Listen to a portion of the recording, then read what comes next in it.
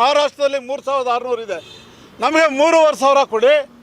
ತೂಕದಲ್ಲಿ ಮೋಸ ಇದೆ, ನಮಗೆ ಒಂದು ಪ್ರಾಮಾಣಿಕವಾದ ತೂಕದ ವ್ಯವಸ್ಥೆ ಮಾಡಿ. ಎಲ್ಲದಕ್ಕಿಂತ ಮುಖ್ಯವಾಗಿ ಅವ್ರು ಕೇಳ್ತಕ್ಕಂಥದ್ದು, ನಮ್ಮಿಂದ ತಗೊಂಡ ಕಬ್ಬನ್ನ ನಿಗದಿತ ಸಮಯಕ್ಕೆ ಹಣವನ್ನು ನಮಗೆ ಕೊಡಿ. ವರ್ಷಾನುಗಟ್ಟಲೆ ಆದರೂ ರೈತ ಬೆಳೆದ ಬೆಳೆಗೆ ಹಣವನ್ನು ಈ ಕಾರ್ಖಾನೆ ಮಾಲೀಕರು ಕೊಡ್ತಾ ಇಲ್ಲ.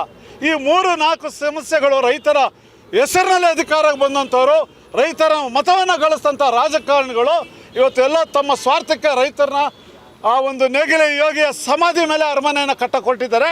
ಇದನ್ನು ಖಂಡಿಸಿ ನಾವು ಇವತ್ತು ಕಬ್ಬನ್ನು ನೆಲಕ್ಕೆ ಬಿಸಾಕಿ ಆ ರೈತರ ಹೋರಾಟಕ್ಕೆ ನಾವು ಬೆಂಬಲವನ್ನು ಕೊಡ್ತಾ ಇದ್ದೀವಿ. ಸರ್ಕಾರಗಳು, ಕೇಂದ್ರ ರಾಜ್ಯ ಸರ್ಕಾರಗಳು ದೇಶದ ಬೆನ್ನೆಲುಬು ಅನ್ನಿಸ್ಕೊಂಡಂಥ ಉಳುವ ಯೋಗಿ, ನೇಗಿಲ ಯೋಗಿ ಅಂತ ಯೋಗಿ ಅಂತ ಕರಿತೀವಿ ರೈತನ. ಆ ದೇಶದ ಬೆನ್ನೆಲುಬು ರೈತನ ಸಮಸ್ಯೆಗಳು ಅಹೋರಾತ್ರ 5-6 ದಿವಸಗಳಿಂದ ಹೆದ್ದಾರಿಯಲ್ಲಿ ಮಲಗಿ ಕುಂತಿ ಹೋರಾಟಗಳು ಮಾಡ್ತಾಯಿದ್ರು, ಯಾರೂ ಸ್ಪಂದಿಸ್ತಾ ಇಲ್ಲ. ಈ ರಾಜ್ಯದ ಸಂಸದರು ನಿರ್ವೀರ್ಯರಾಗಿದ್ದಾರೆ.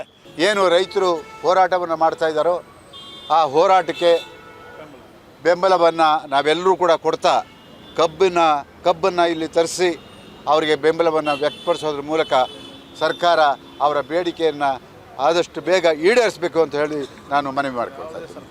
ನಮ್ಮ ವಿಜಯವಾಹಿನಿ ನ್ಯೂಸ್ ಚಾನೆಲ್ನಲ್ಲಿ ಪ್ರಮೋಷನ್, ಜಾಹೀರಾತು, ಅಡ್ವರ್ಟೈಸ್ಮೆಂಟ್ ನೀಡಲು ಸಂಪರ್ಕಿಸಿ 9535808456.